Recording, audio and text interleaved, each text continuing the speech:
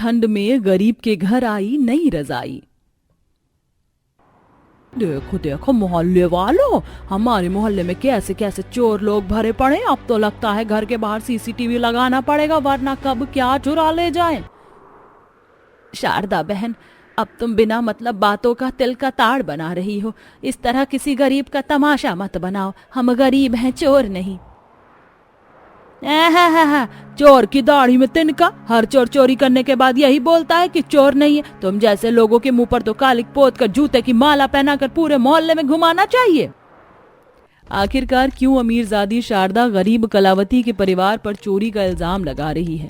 कौन झूठा और कौन सच्चा है, ये दूध का दूध पानी का पानी करने के लिए चलिए पिछली कहानी से देखते हैं। जहां आधी रात में चारों तरफ भयंकर ठंड और कुहासा छाया होता है, आसमान से बर्फ के ओले बरस रहे होते हैं, अड़ोसी पड़ोसी हीटर की गर्माहट और मुलायम रजाई में सो रहे थे, वहीं गरीब खांचे के अंदर कलावती के परिवार में पुरानी रजाई की खींचातानी चल रही थी। अरे ये कौन कमबख्त मुझ पर से रजाई खींच रहा है? तभी सोचो इतनी सर्दी क्यों लग रही है। ससुर शंकर बड़बड़ कर जैसे रजाई को अपनी तरफ खींचता है, तभी दूसरे किनारे से सास कलावती भड़क जाती है। हाँ, खींच लो सारी रजाई में, तुम ही पैर पसार कर पसर जाओ और मुझको कर दो उघारा, ताकि मैं ठंड में ठिठुर कर मर जाऊं। तुम तो चाहते यही हो, तुमको मुझसे छुटकारा जो चाहिए। अरे भाग्यमान, मैं तुम्हारे आगे हाथ जोड़ता हूँ। पहले ही जमीन पर सोकर ठंड और कमर दर्द ने परेशान किया हुआ है, अब आधी रात में तुम मत्था मत खाओ, मत उकताओ। ससुर थरथर कांपते हुए गुस्से में पीठ घुमाकर सो जाते हैं। बच्चे भी रजाई में मौजूद होने के बावजूद ठंड से सारी रात कपकपा रहे थे। देखते देखते इस तरह गरीब परिवार की सुबह हो जाती है, जहां पूरा परिवार पतली रजाई में बैठा होता है और कविता चूल्हे के धुएं में थरथर कांपते हुए चाय बना रही थी। कविता, चाय बन गई क्या? पहले ही बड़ी देर हो गई है काम पर जाने के लिए।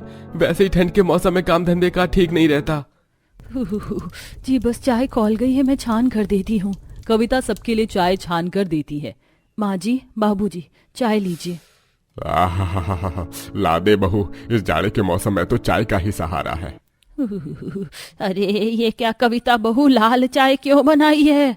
वो माँ जी, दूध खत्म हो गया था। कविता, दूध खत्म हो गया था तो लाला जी के पास से ले आती, वही खाते में लिखवा देती।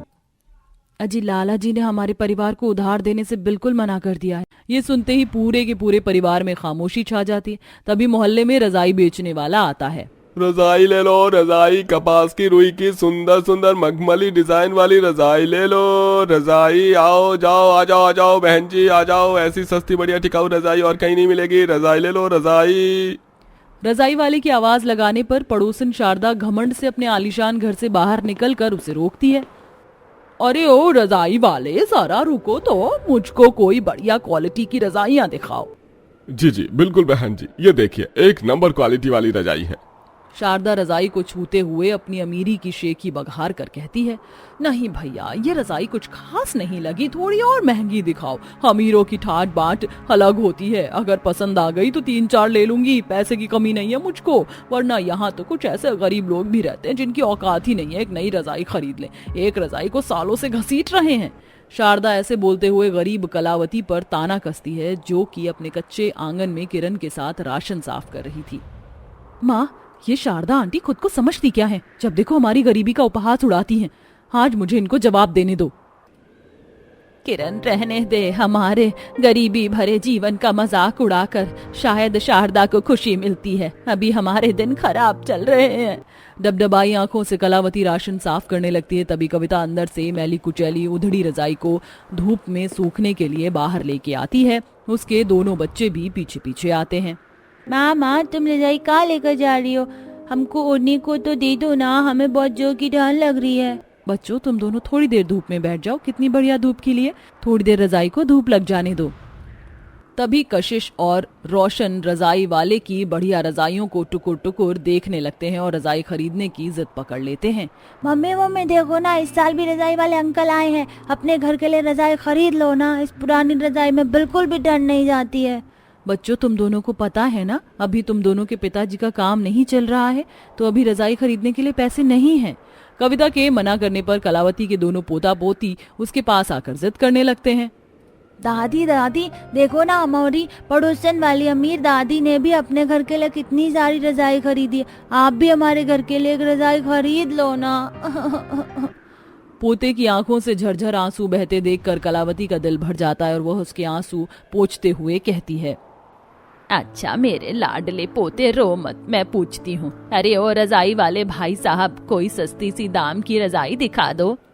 नक चढ़ा रजाई वाला गरीब कलावती को सर से पांव तक घूरता है और उसकी फटी शॉल देखकर बोलता है, अरे ओ बहन जी, ये रजाई खरीदने की तुम्हारी औकात नहीं। सस्ती से सस्ती रजाई भी 1000 रुपए की है। 1000 रुपए सुनकर कलावती संकोच में पड़ जाती है। क्षमा करना, मुझको लगा 200-250 की रजाई होगी। खरीदना होता नहीं, रेट पूछ लेते हैं, गरीब कहीं के। रजाई वाला बढ़ बढ़ कर आगे बढ़ जाता है। तभी शारदा ताना मारती है, वैसे कलावती छोटा मुंह बड़ी बात, लेकिन इंसान को उतने ही पैर फैलाने चाहिए जितने की चादर हो। जैसे भूखे नंगे तुम्हारे परिवार के हालात है ना, ऐसे में तो तुम्हारे घर में कभी नई रजाई आने से रही। समझी, तुम्हारा छोटा बेटा तो एकदम नकारा है, बड़ा बेटा पढ़ा लिखा भी नहीं है, बेचारा मजदूरी करके तुम लोगों का पेट भरवा रहा है, वही बड़ी बात है। इसीलिए जो है जितना है उसी में खुश रहो। इस बार कलावती को शारदा की बात बर्दाश्त नहीं होती, वह करारा जवाब देती है, शारदा अपने अमीर होने का इतना भी ज्यादा घमंड मत करो, कब किसका वक्त पलट जाए कोई नहीं जानता। और रही बात गरीबी की, तो किसी से मांग कर खाना तो नहीं खाते हैं ना। रस्सी जल गई पर बल नहीं गया, तेवर तो ऐसे दिखाती है जैसे कोठी बंगले की मालकिन हो। शारदा रजाई लेके घर चली जाती है। वहीं उसको जाते देखकर रोशन और कशिश बातें करते हैं। कशिश दीदी, ये पड़ोस वाली आंटी कितनी अमीर है ना, इन्होंने एक बार में कितनी रजाई खरीदी है। इनमें से एक रजाई चुरा लेंगे तो इनको कुछ नहीं पता चलेगा। हाँ रोशन, फिर हम दोनों रजाई में बढ़िया से सोएंगे। रोशन ताक लगाकर शारदा की रजाई सूखने का इंतजार करता है और अगले दिन जब शारदा ने अपने आंगन में रजाई सुखाई होती है तो वह चुपके से उसकी रजाई चुरा कर ले आता है और घर में ओढ़ के सो जाता है। तभी देवर प्रमोद थरथराते हुए घर की तरफ आता है जहां शारदा गुस्से में बौखलाकर चिल्ला रही थी, अरे कौन चोर मेरी रजाई चुरा कर ले गया? कैसे कैसे लोग भरे पड़े इस मोहल्ले में, दिन दहाड़े रजाई चुरा लेते हैं।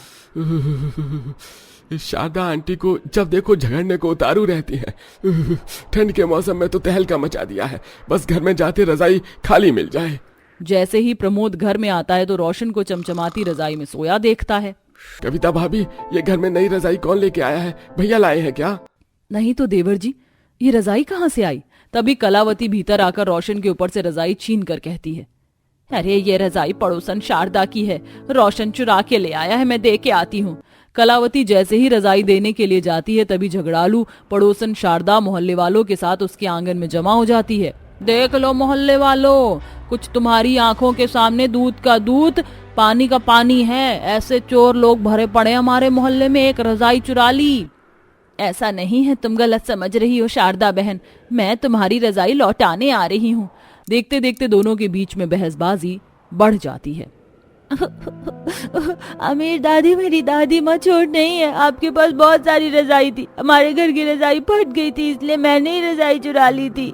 रोशन की बात सुनकर अड़ोसी पड़ोसियों का दिल पिघल जाता है। तभी मनोज हाथों में बढ़िया सी रजाई लेके आता है। क्या हुआ, इतनी भीड़ भाड़ क्यों लगी है? माँ कविता किरण, ये खुशखबरी है, मेरी नौकरी लग गई है। तनख्वाह महीने के 25,000 है। मालिक बहुत बड़े दिल वाले हैं, देखो उन्होंने ही मुझको रजाई दी है। ये सुनकर गरीब परिवार वालों के चेहरे पर मुस्कुराहट आ जाती है। वहीं अड़ोसी पड़ोसी भी झगड़ालू शारदा की कोई बात नहीं सुनते और उस रात गरीब ससुराल वाले नई रजाई में सुकून भरी नींद सोते हैं।